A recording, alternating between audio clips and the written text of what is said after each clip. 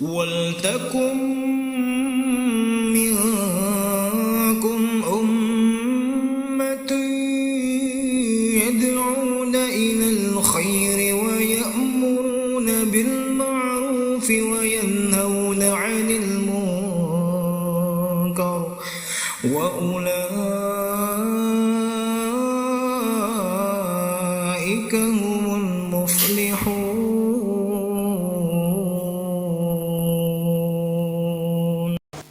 Bismillahirrahmanirrahim. Alhamdulillahilladzi nahmaduhu wa nasta'inuhu wa nastaghfiruh wa na'udzu billahi min syururi anfusina wa min sayyiati a'malina. May yahdihillahu fala mudhillalah wa may yudlilhu fala hadiyalah. Asyhadu an la ilaha illallah wahdahu la syarikalah wa asyhadu anna sayyidana wa nabiyyana Muhammadan abduhu wa rasuluh. Allahumma salli wa sallim wa karrim wa barik ala sayyidina Muhammadin wa ala alihi wa sahbihi ajmain. Amma ba'du, fa inna asdaqal hadisi kitaballahi ta'ala wa khairal hadi hadiyu sayyidina Muhammadin sallallahu alaihi wasallam. Wa syarrul umuri muhdasatuha wa kullu muhdasatin bid'ah wa kullu bid'atin dhalalah wa kullu dhalalatin finnar. Pak Edi untuk membaca.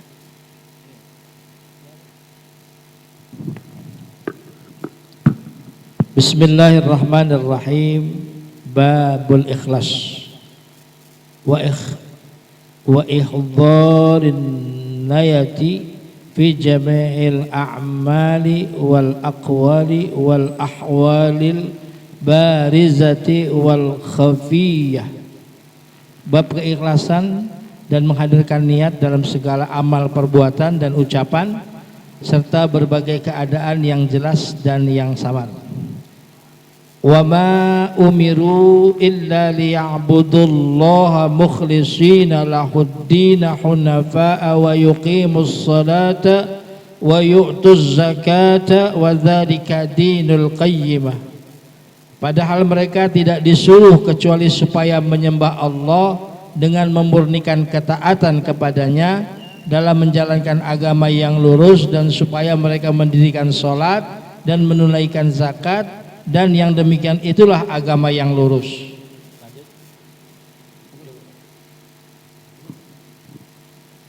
La yanalallahu luhumuha wala dima'uha walakin yanaluhu taqwa minkum.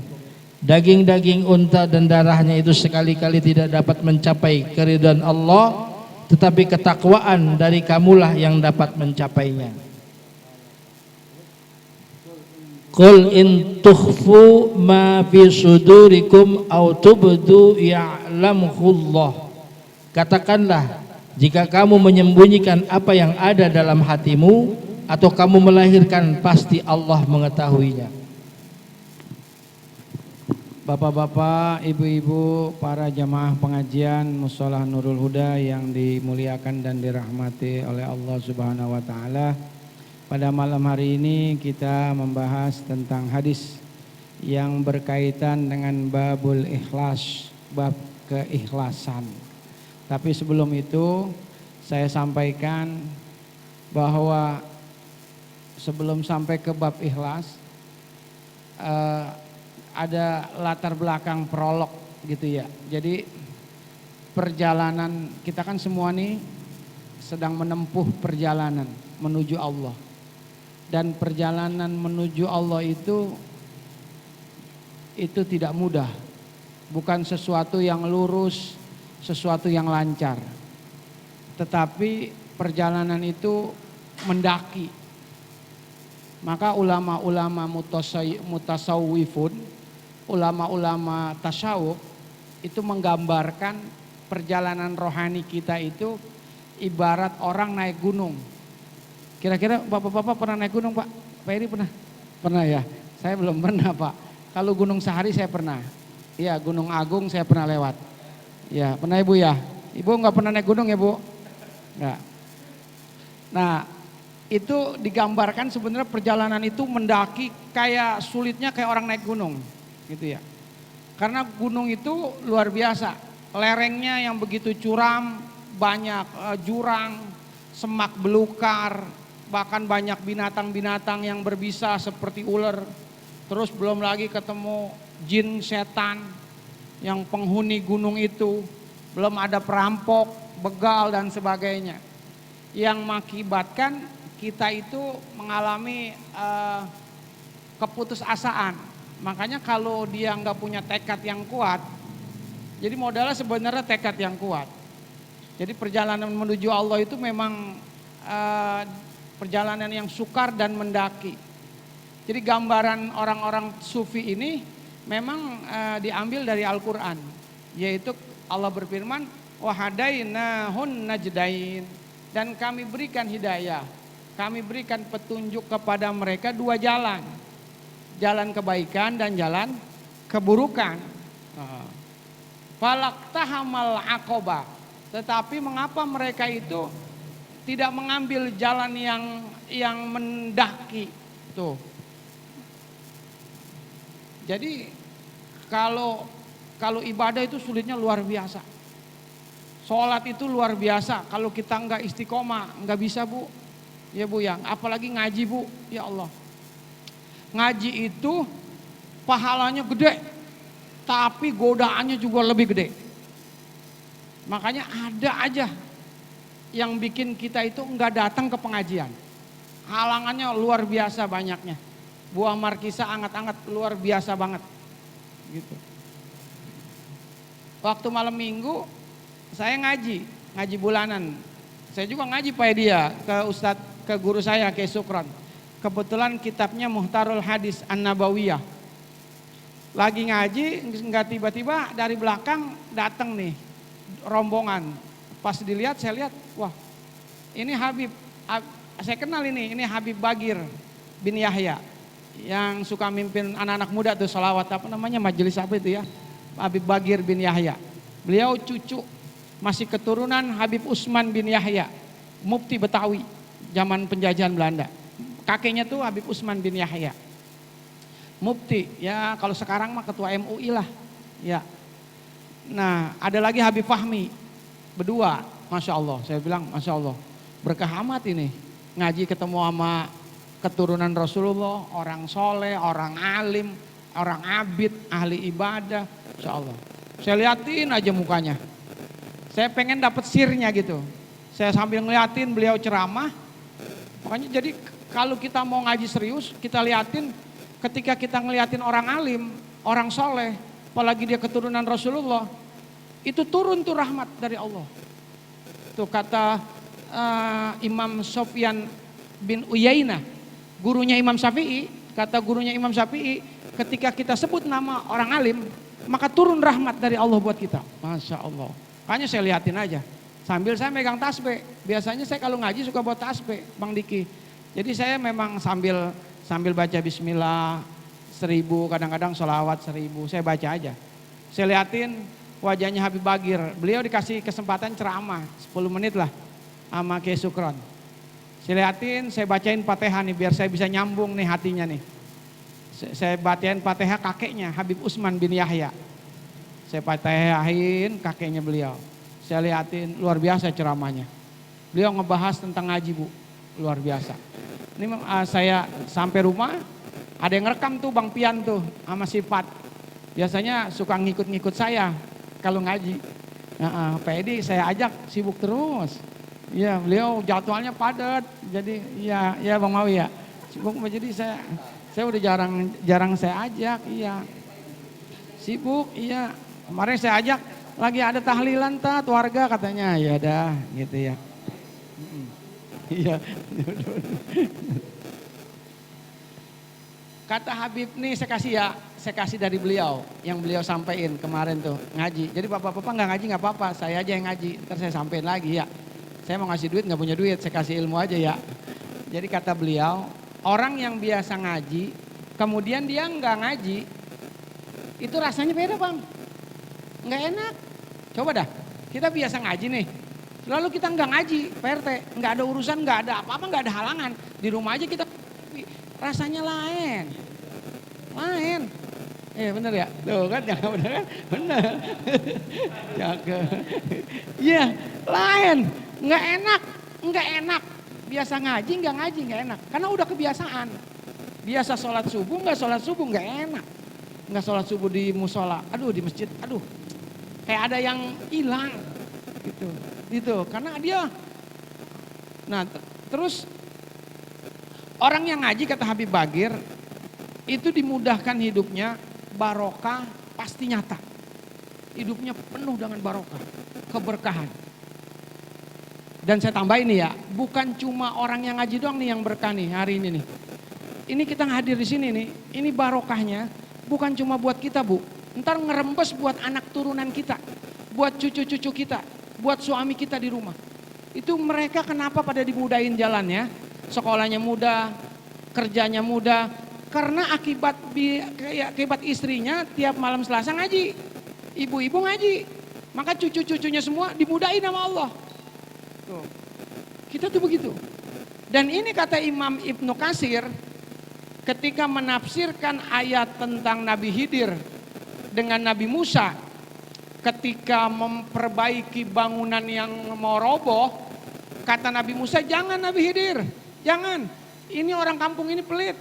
Jangankan kopi ya umpamanya nih ya, jangankan kopi, air putih aja nggak dikasih saya. Nih kode biasa. Enggak dikasih, itu kata Nabi Musa. Tapi Nabi Musa kan ilmunya ilmu syariat. Ilmunya ilmu yang kelihatan. Nabi Khidir ilmunya udah batin. Kata Nabi Khidir, tenang Musa, kita bangun aja nih rumah. Karena ini rumah punya 2 anak yatim. Tuh, punya hartanya di dalam.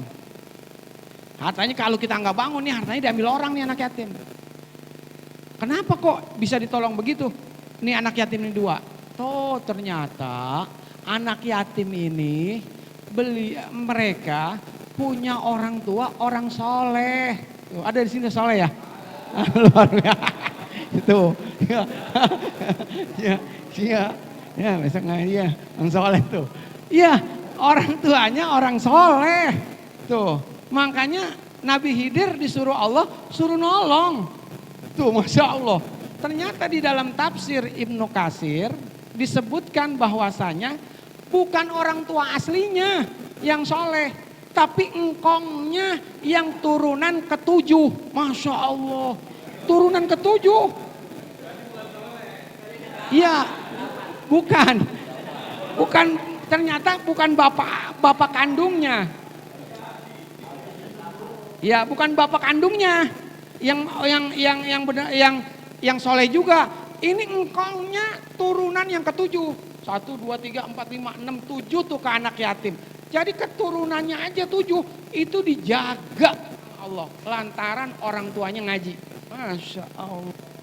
Berkahnya tuh. Hanya kalau ngajak kita tuh ya sambil ngopi ya ngaji gitu. Iya. Kata Habib Bagir, kalau kita ngaji itu di majelis itu nggak sembarangan Pak.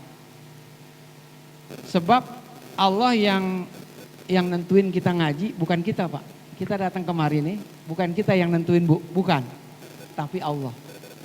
Allah yang nentuin kita Bang. Bukan kita Bang. Tuh, yang nentuin kita itu Allah. Enggak bakalan kita bisa hadir. Mau pakai cara apapun, kalau memang Allah enggak berkenan.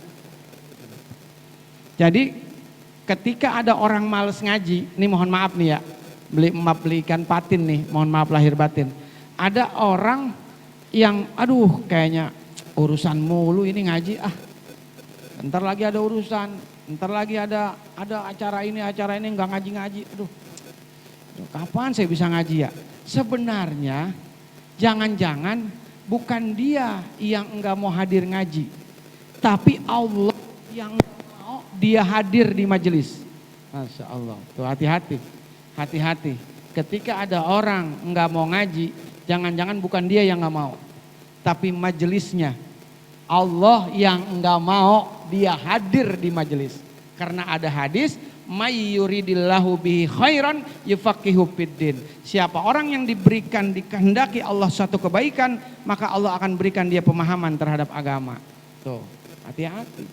Kalau kata guru saya, ketika orang di Madinah dia nggak betah, dia umroh, dia haji, tapi di sana dia mau pulang aja, nggak betah. Sebenarnya bukan dia yang nggak betah, Madinah yang nggak betah dia ada di situ. Mekah yang nggak betah dia lama-lama ada di situ. Sono lu pulang, begitu kasarnya. Tuh hati-hati.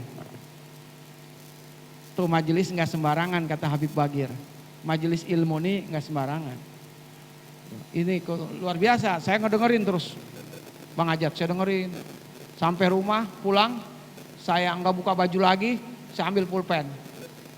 Saya hidupin HP, saya tulis. Wah cakep nih. Ntar saya kasih Pak Edi nih, ya enggak? Pak Edi kan sibuk ya ngaji ya. Saya biarin. Saya kasih gitu. Mohon maaf ya dia. Gitu. Ya.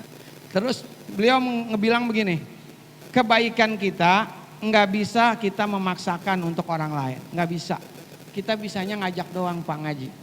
Ngajak yuk ngaji yuk, umumin pengajian. Soal dia mau apa enggak, itu bukan urusan kita. Nggak bisa kita maksain kebaikan buat orang lain Bu, susah. Jangankan buat orang lain, buat diri kita sendiri aja susah. Karena perjalanan menuju Allah itu sukar, mendaki. Tapi nanti kalau udah sampai ke atas gunung, itu akan ada tuh tempat-tempat peristirahatan yang bagus Bang Soleh. Ya kan? Ada bunga-bunga yang bagus di atas, ada kolam danau yang apa? Nah pilanya, cakep. Villa ya kan? Oh luar biasa, dingin, tempatnya sejuk. Itu kan dari bawahnya kan capek kita. Tapi katanya kalau udah tekad insya Allah bisa. Yang susah itu memulainya. Tapi kalau udah jalan mah insya Allah bisa. Jadi awal doang kita susah. Kayak puasa, berat banget puasa. Tapi kalau udah biasa puasa, ninggalin puasa nggak enak ya Bu ya. Gitu, biasa ngaji awal, nih berhenti nih ngaji nih sebulan, mau ngaji lagi beratnya luar biasa. Tuh, beratnya luar biasa. Kayak orang narik bambu dari ujung, berat banget, susah ditariknya tuh bambu. Makanya kata Kiai, ngaji pahalanya gede, godaannya juga lebih gede. Tuh, hanya bersyukur kita masih bisa ngaji. Saya bikin status. Yuk ngaji yuk, daripada ntar diajiin, iya bisa juga kan. Ayo ngaji, ntar jangan sampai kita diajiin. Mau ngaji apa mau diajiin? Kalau diajiin udah jadi mayat, iya. Ntar kalau udah jadi mayat, ya udah nggak bisa ngaji. Tinggal penyesalan yang tidak terhingga. Sebab orang-orang ahli kubur sekarang ini nih, baik di Hutan Jati, di Duri Kepa, di Kober, itu Tegal Alur.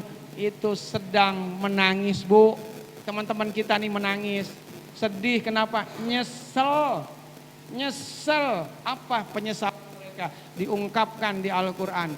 Laula ahortani il qarib fa asaddaqu wa akum minas solihin.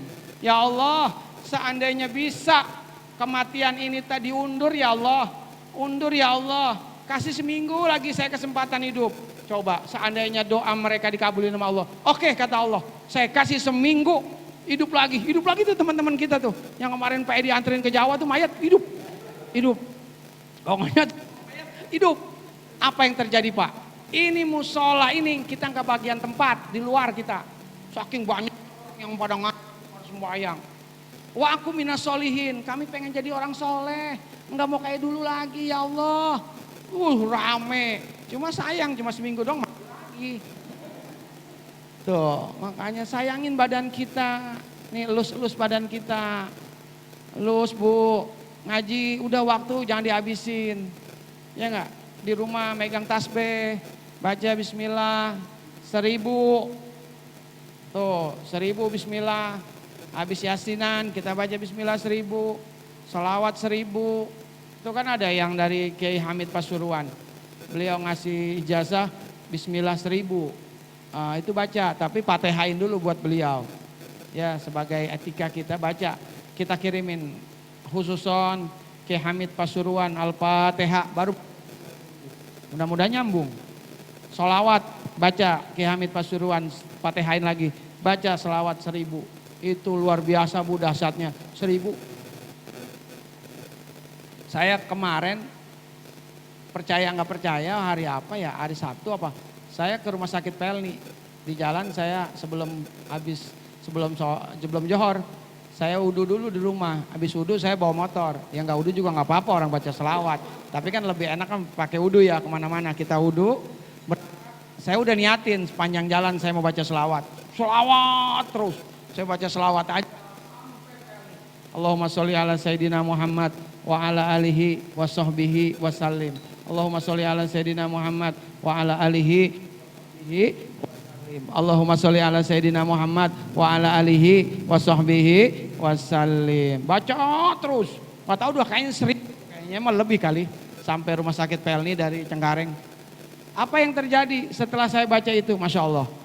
Itu biasanya saya kalau daftar berobat, saya ngasih rujukan. Pertama rujukan kartu berobat rumah sakit, ya kan ya. Terus masukin ke mesin, nanti ada petugasnya. Biasanya kalau ke dia masukin ngasih rujukan dari puskesmas, suka nggak keluar nomor kita. Maka kita dikasih nomor ngantri lagi lama di rumah sakit. Tapi itu pas saya datang, saya kasih doang, dia nggak pakai minta rujukan lagi, cuma minta kartu doang, keluar semua.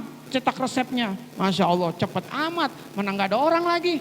Udah gitu ketika nggak ada orang, saya datang tiba-tiba dia datang itu orang petugasnya, baru nyampe. Masya Allah, siapa ini yang nyuruh, yang nentuin begini, Masya Allah. Selawat aja banyakin. Udah begitu berobat biasanya sampai jam 3 Pak, sore.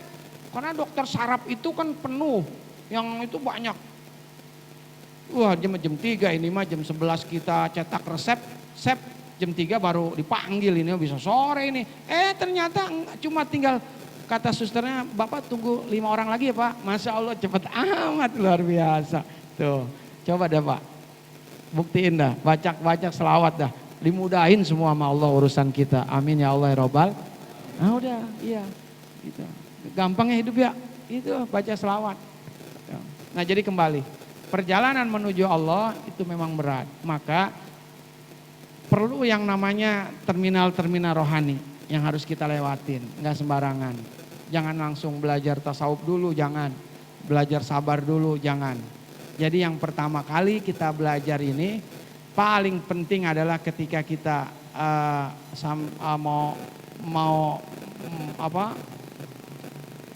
mau melakukan perjalanan kepada Allah, itu bukan bab tobat dulu Pak, bukan bab sabar dulu. Kata ulama, bukan bab jujur dulu, takwa dulu, bukan.